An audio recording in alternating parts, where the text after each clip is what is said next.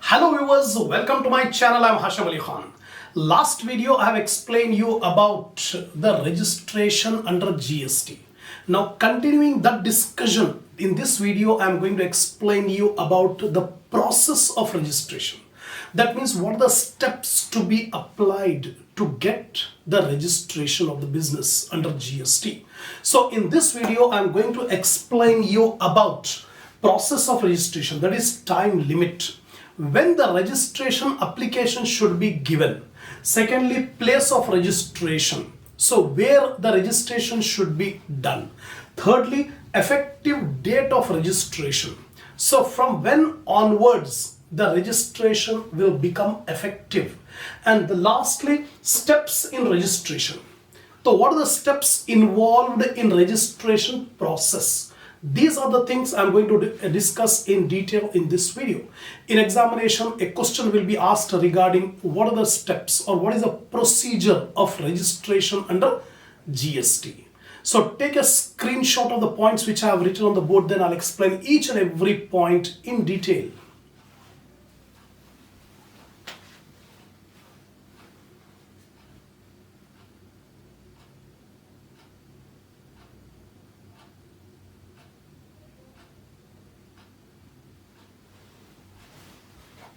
Now, first of all, the process of registration. In this process of registration, the first point I'm going to explain you is about the time limit.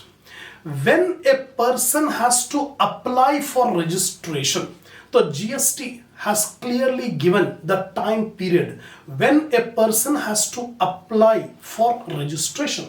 So every person who is liable to be registered, every person is not liable. In the last video, I have explained you when a person will become liable under GST, liable to be registered under GST. Some people are there who are not at all required to get themselves registered. Some people are there who are compulsorily required to get registered. And some people, one criteria is given, aggregate turnover. If the aggregate turnover crosses the threshold limit, then registration becomes compulsory. So here, every person who is liable to be registered shall apply for registration within 30 days from the date on which he becomes liable to be registered.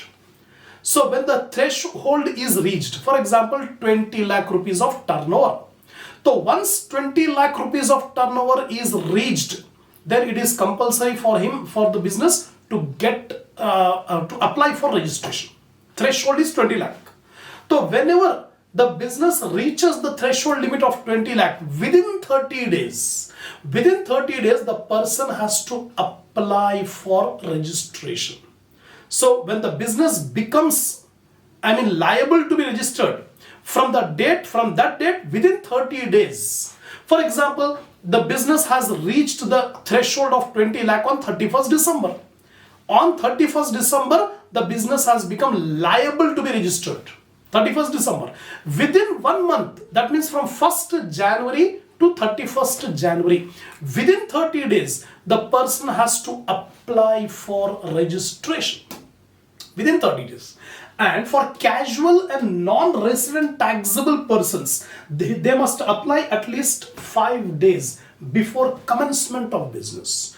If the person is a casual taxable person or a non-resident taxable person, he has to apply before 5 days, at least 5 days before the commencement of the business. They have to apply. So these are the provisions regarding time limit. The next is place of registration. There is no concept of centralized registration in GST. That means if a business is having in different states, so different registration has to be made. For example, a person is having the business in Maharashtra, in Tamil Nadu, in Telangana, in Andhra, in different states they are having the business. The business must get registered in different states. Wherever the business is having, in whichever state the business is located, in that state registration should be done. So registration needs to be separately done for each state, separately. And thus a business having branches in multiple states will have to take state-wise registration. So a person is having a business in Maharashtra. So they have to get registered in Maharashtra state. One same person is having another business in Tamil Nadu.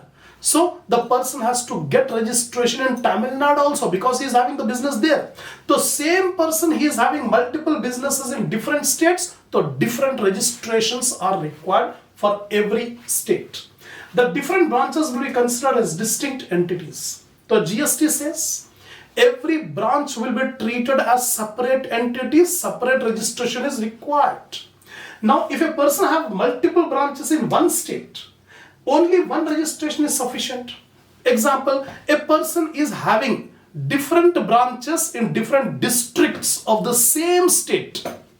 Then GST says only one registration is compulsory because all the businesses are located within one state or within one union territory. So however, the person has the option of taking different registration for different places of business within the same state or union territory. But the GST has given the option to the businessman.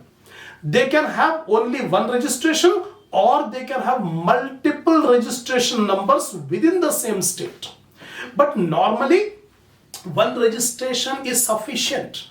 But if a person wants different registrations within the same state, they can apply. The person can be able to get different registration number for different businesses in the same state or same union territory. Now, effective date of registration. So, from which date registration is effective?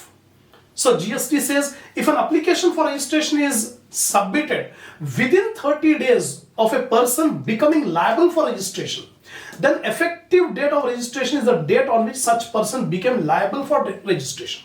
Example, a business has become liable for registration on 31st December.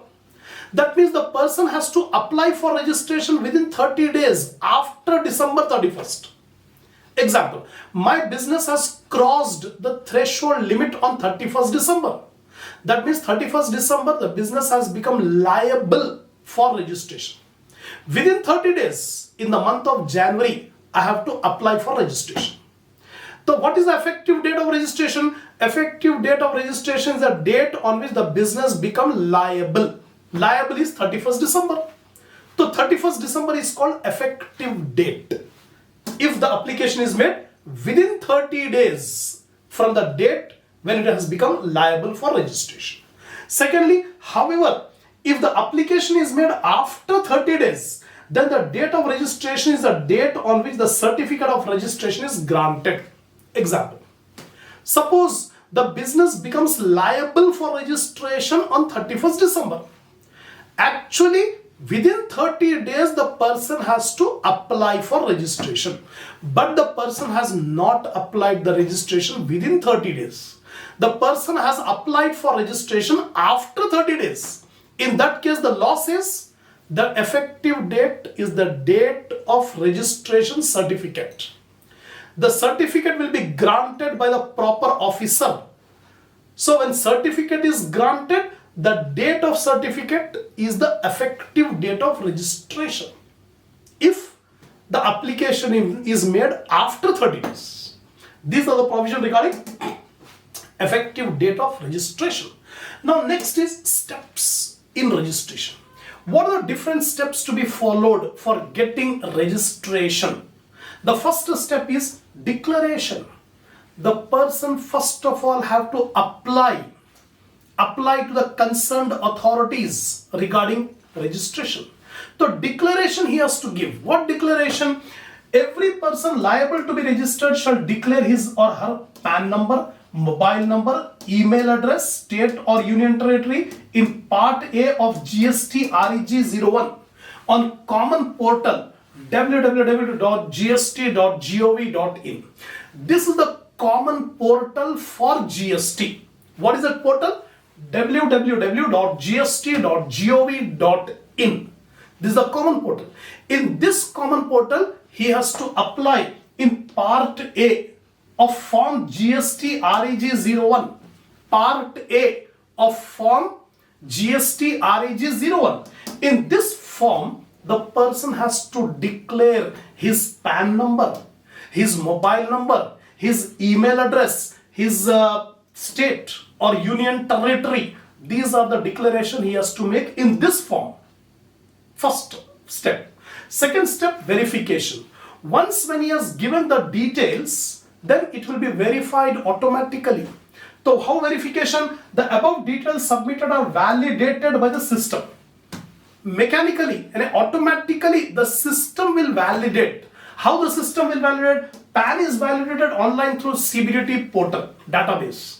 We have CBDT, Central Board of Direct Taxes database. From that database, the system will confirm the PAN number, permanent account number. The PAN number will be validated through CBDT database, and mobile number and email ID is validated by OTP, one-time password. So OTP will be given to the registered mobile number as well as email to validate.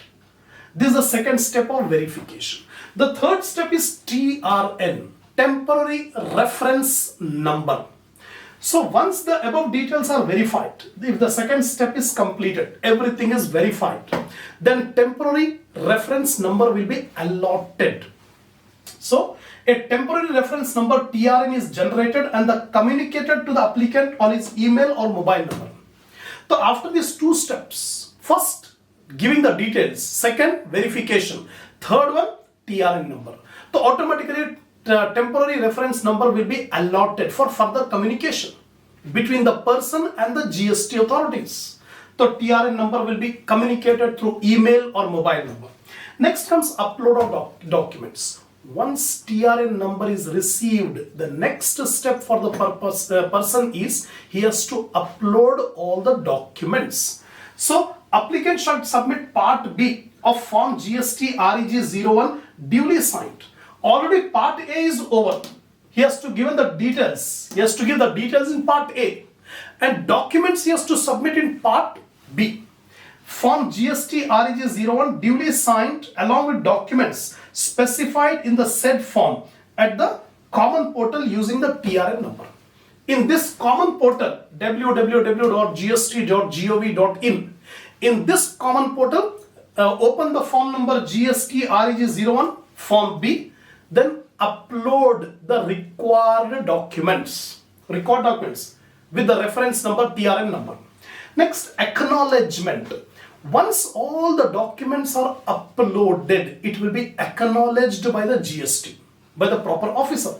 If these documents are found to be in order, an acknowledgement is issued. Form number GST REG 02. Remember the form. GST REG 02 is the form for acknowledgement when everything is in order.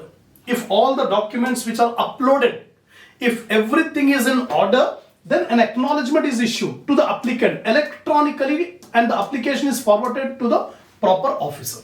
Because everything is done electronically, then the details will be forwarded to the proper officer, PO. Then examination. The proper officer shall examine the application and the uploaded documents. The concerned authority, that is the proper officer, will collect all, he will examine all the documents, application, whether everything is in order or not. That is the examination. Next, approval or rejection. Now, proper officer, after checking all the documents and application, if everything is in order, he will accept the application and register the person. Otherwise, if the documents and the information given is not up to date, not appropriate, not sufficient, he may reject the application. So in this step, the application may be accepted or the application may be rejected. So if everything is in order, the proper officer shall approve the registration. If he find everything is in order, he should approve the registration and shall approve the registration within 7 working days from the date of submission. It is the responsibility of the proper officer to approve it within 7 days from the date of submission of the documents. Then if the proper officer finds in course of examination that the documents are not in order or incomplete, he issues a notice within 7 days. If the proper officer finds that the information submitted is not sufficient or incomplete application is there, then proper officer should communicate to the applicant within 7 days, asking for clarification, asking for additional information, whatever is not found. Then if everything is submitted, then he will approve. So if proper officer is not satisfied, then the application will be rejected by the proper officer. This is the step called approval of registration. Once if it is approved and registered, then a certificate will be issued. That is called grant of certificate. The proper officer shall grant certificate of registration in form GST REG 06. In this form, a registration certificate will be issued by the proper officer to the applicant. And if the PO, proper officer, fails to take necessary action within the stipulated time, then the registration is deemed to be completed. If anything is wrong, then proper officer should communicate to the applicant. If no communication is done, it is assumed that everything is done and registration is deemed to be completed if no communication is received from the proper officer. So these are the steps in registration. In examination, you may be frequently asked for a long question, what is the process of registration? So whatever points I have explained in this video, that will be more than enough for writing the question of procedure of registration or the process of registration in examination. Inshallah, the next topic will start in the next video.